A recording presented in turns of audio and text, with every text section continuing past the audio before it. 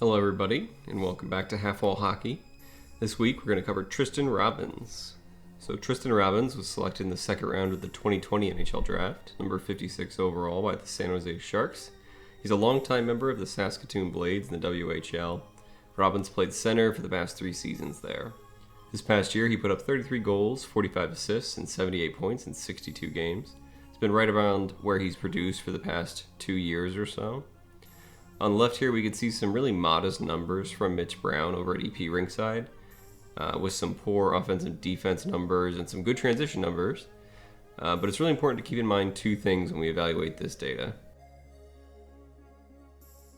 First, you can see this was his data from the shortened year last year, and it's entirely possible that the games that Mitch selected for to track this year were not really favorable to Robins, or conversely, last year was more favorable than the norm. I think the answer is somewhere kind of in between. Robins is a bit of a streaky player, and his inconsistency is something we're going to touch on a lot in this video. He's on top of the world sometimes, and then he's a non-factor other games. Second thing to keep in mind is Robins' lack of even strength scoring overall. This is a small chart from pick224.com, sorted by even strength primary points per game. Robins had more power play points this year than he did actual even strength points this year. And in terms of per game even strength scoring, he was behind Bordelot, Cardwell, Gushchin, and Brandon Coe. Mitch Brown only uses 5-on-5 data for his data sets, so his modest numbers there may make a bit more sense. Anyways, what does Robins do well? What needs work? Let's find out this week using the FET and, hopefully, a Scott Hannon impression at the end of the video. Alright, you all are already probably familiar with the FET, I bet, so we aren't going to have an overview voiceover this time. Oh, you haven't watched the prior videos? Shame on you. The links are going to be up in the top right corner. Or better yet, you can just subscribe below. I'm going to do that YouTube thing and ask people to subscribe. So Robins is starting off on solid ground with a 6 in the carry category. He has great acceleration, he uses his speed to carry the puck effectively up the ice, he has a powerful stride and is strong on his skates when he has the puck or when he's fighting off defenders. He has a wide assortment of dekes and dangles and solid stick handling mechanics to get around defenders. We'll touch on the good and bad here in a bit, but the biggest issue for me is Robins in transition. There are times when he's on and he's moving the puck up ice with ease, either carrying or passing up the ice, but too often he falls into the not making the simple play to get the puck moving in the right direction. While there's a high success rate carrying the puck into the offensive zone, he doesn't do it with enough regularity to grade high here in transition.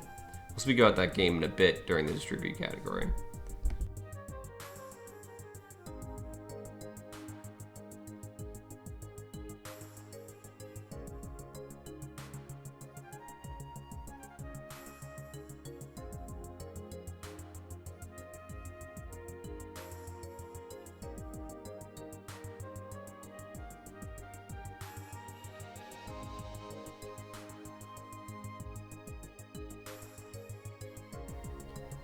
Like I was saying before, Robins has a powerful stride and he's strong enough on his skates to pull off these types of moves to try and get around defenders.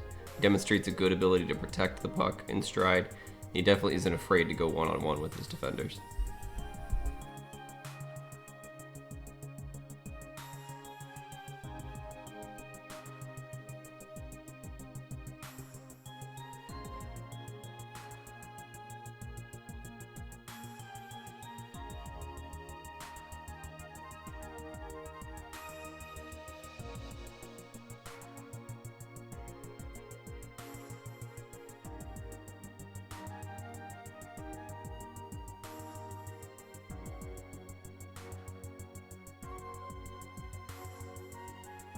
What I admire about Robins' game off the puck is just how direct he is. He's going and you better try to stop him. He's got a great tactical knowledge of the game. Even if it isn't always carrying the puck, he will often set up these plays where he's driving to the net, he's circling in the neutral zone, or he's finding a way to bring positive value to his team even without being the primary puck carrier. His tactical knowledge is something we'll touch on a little bit later as well.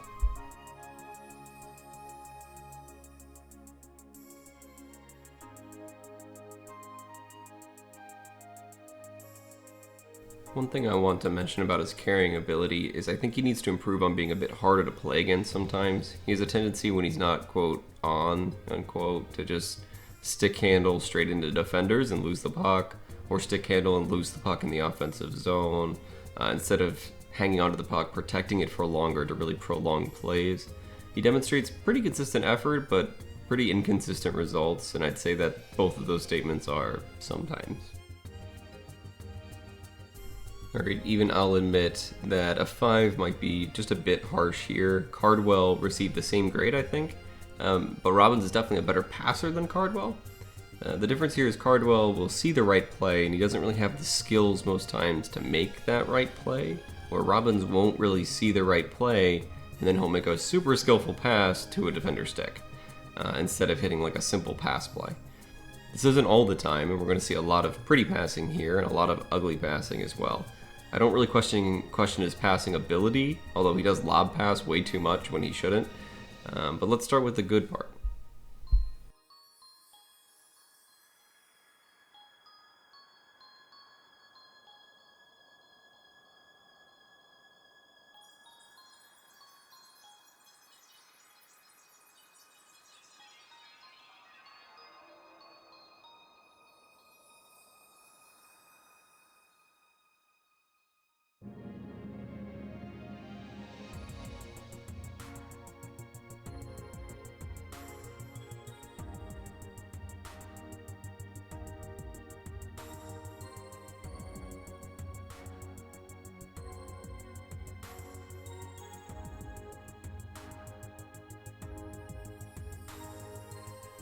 Robins is at his best when he's executing simple cycle passes or when he has the time and space to create. Unfortunately, most of the time he only has that time on the power play. When he has his head up and when he can actually see his target and some time out in front of him on the ice, I know he can hit the right man at the right time.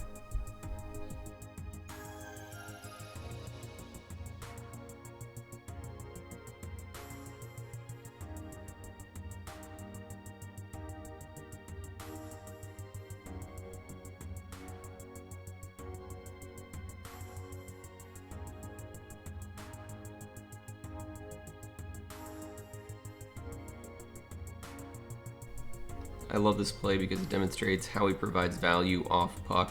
He executes a good-looking bank pass and immediately sprints up the ice. He gets around his man and he just barely misses the fast break pass.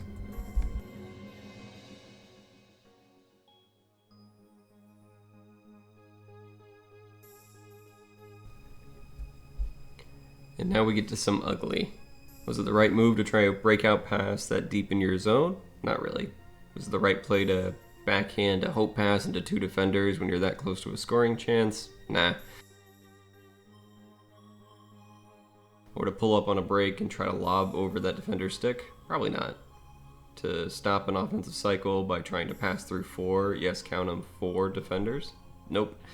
Or to stop skating and launch a pass to your teammate's feet instead of trying to take another step or two and hitting him with a tape-to-tape pass?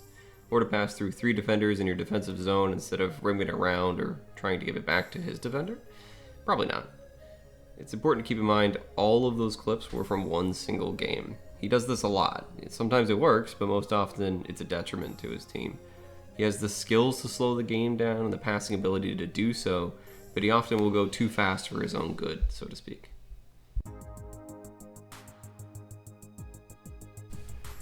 This is an example of what he needs to do. He needs to stop trying to make the home run play. He needs to stop, protect the puck, prolong the play, and just get it to the next man.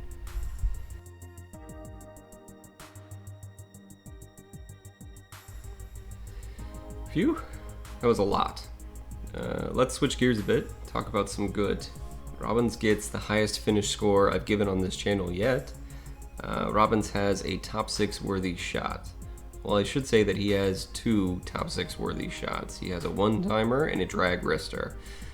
Both shots are refined, accurate, and provide tremendous value, even if they aren't the most powerful shots. He grades at a 7 in shooting and a 7 in offensive positioning. He knows where to be to put the puck in the net most times. We've seen a few of his rush clips already, but why don't we take a quick break and enjoy some shooting.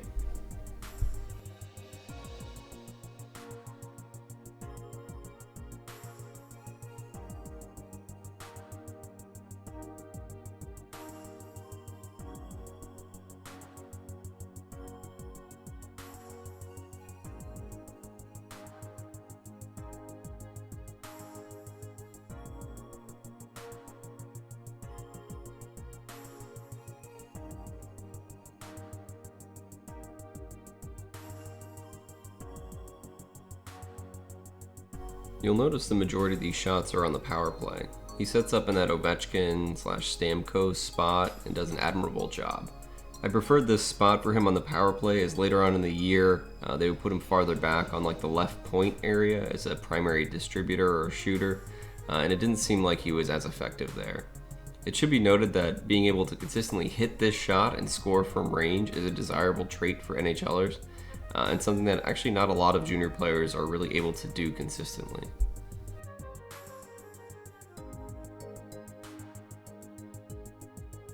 Overall, his one-timer is a great asset.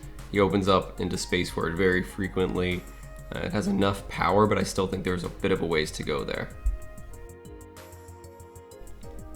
The next few clips are good examples of his second shot, the drag wrister.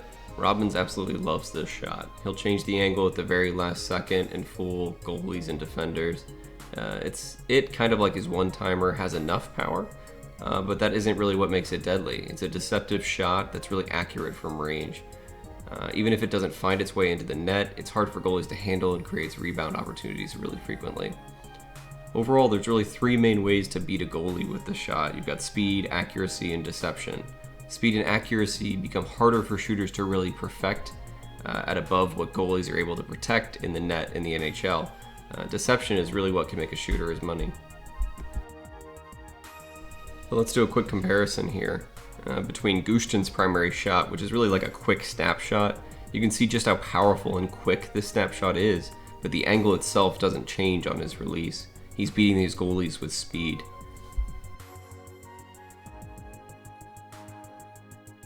So what do I mean by change the angle? Watch where the puck is right here. This is what the goalie sees right before the shot comes. This is the angle the goalie is protecting. Robins will internally rotate his right hip. He's going to adduct his right shoulder, and the angle really changes. The goalie thinks the puck is being released at the prior red X when it's actually 1 to 2 feet inward. And voila, you've got the drag wrister.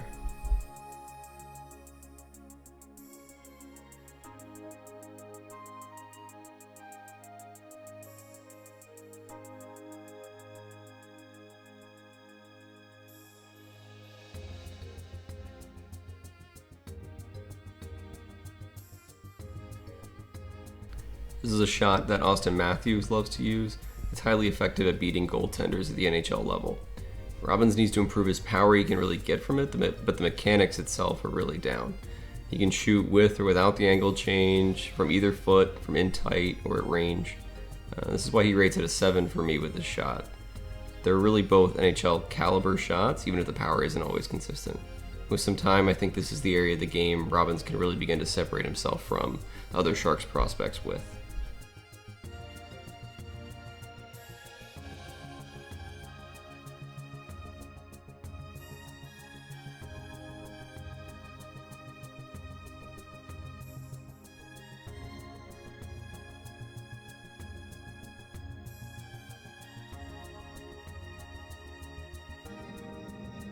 Finally, we get to retrieve.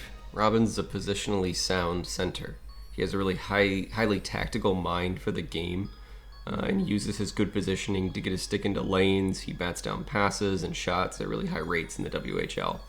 With Robins, I think he excels getting the puck and protecting the puck when he's able to outspeed his opponent, but he kind of struggles to knock players free from pucks, though. This is my biggest issue and why he only rates at a 5.5 here. He has a difficult time and ineffective checking technique to get defenders off pucks on the wall. He's tenacious most nights, but he does have some consistency issues, and he can get caught puck watching instead of activating and challenging for the puck.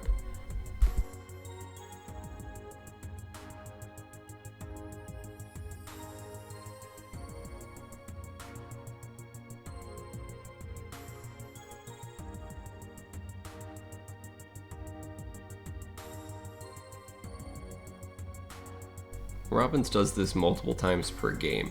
He has an active stick and he can manipulate the attack by deflecting pucks up ice or to his teammates. This was actually one of the first things I noticed about Robins, and I think it goes back to his tactical feel for the game. He knows where the play is going and he has great hand-eye coordination to manipulate the play.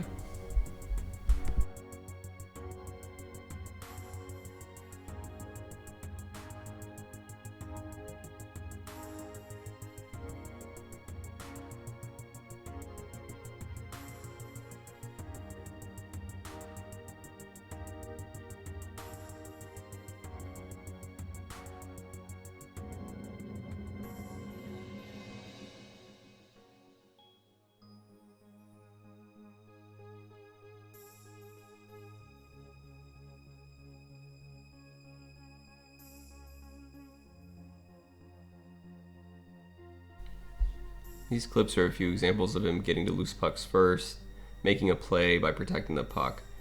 Specifically, this play here is great. The puck comes off the wall, Robins shields, uses his body, and he creates a goal out of this retrieval.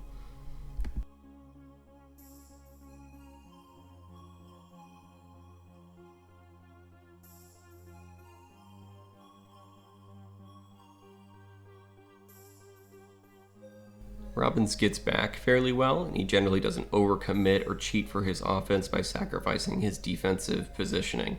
This is why I think he has value as a center at the next level. He's often very concerned with where the play is going to go defensively, and he's trying to make sure he's not out of position if the attack does go south. It limits him somewhat at 5v5, and it may take him a bit at the next level to really get his production up with just how passive he can be at times.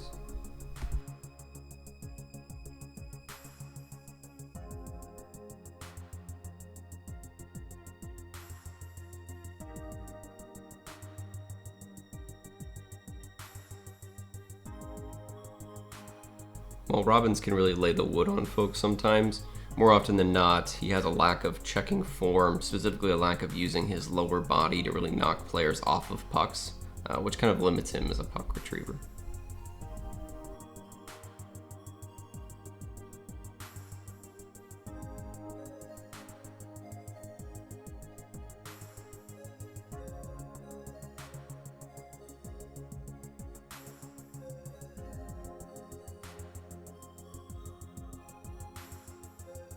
Finally, here are just a few clips that highlight while he's positionally sound overall, he's far from perfect. He can occasionally take odd angles at attackers, leaving passing or shooting lanes open, and sometimes he can get caught puck watching instead of making a play or moving his feet. This kind of goes back to some of his consistency issues overall.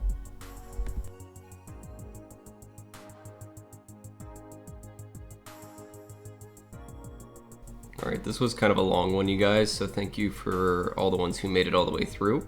Again, go ahead and subscribe if you want to. Overall, I'm going to give Robins the tried and true 6 overall. I think Robins displays aspects of a good third-line scoring center at the next level. He has sound positioning, he has a tactical mind for the game with good stick work, he has great acceleration, good puck protection habits, good stick handling mechanics overall.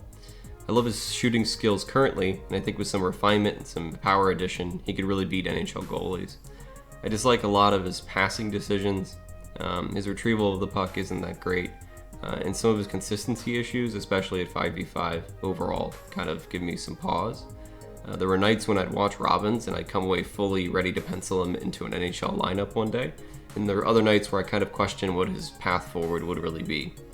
He needs to work on staying engaged and becoming harder to play against and protecting the puck longer until passing or shooting lanes really develop, and opt for simple plays instead of really bad passing plays. I think he'll struggle a bit to find offense for a while in the NHL unless he's placed immediately on a power play, but ultimately I think his skill could win out in the end. I guess it's time to explain the expected role column here on these rankings. These rankings are what I'd consider ceiling grades, but more like realistic ceiling. I absolutely hate when scouts or analysts will use like top 6 ceiling, but AHL floor, or something similar, because I don't think they're actually saying anything. I think they're kind of hedging because they're uncertain. And that's okay. Uncertainty is kind of the name of the game when it comes to NHL prospects. What I'm saying is, when I give someone a 6, is that I think this is a realistic path for this player. Could anyone on this list be higher? Sure. Could they bust? Absolutely, and I think a lot of them will. But these are the attributes to their game that gives them the best chance to hit this realistic ceiling here. I just wanted to explain that bit, but next week or 2, or maybe 3 weeks from now, we're going to be covering Thomas Bordeleau.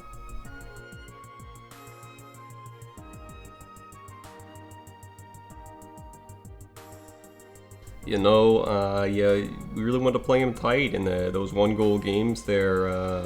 We got Smitty and Patty and Nabby all back there fighting for the puck. So, you know, it's tough. It's a really tough loss here. That's probably the best hand impression you're gonna get. That's it, guys.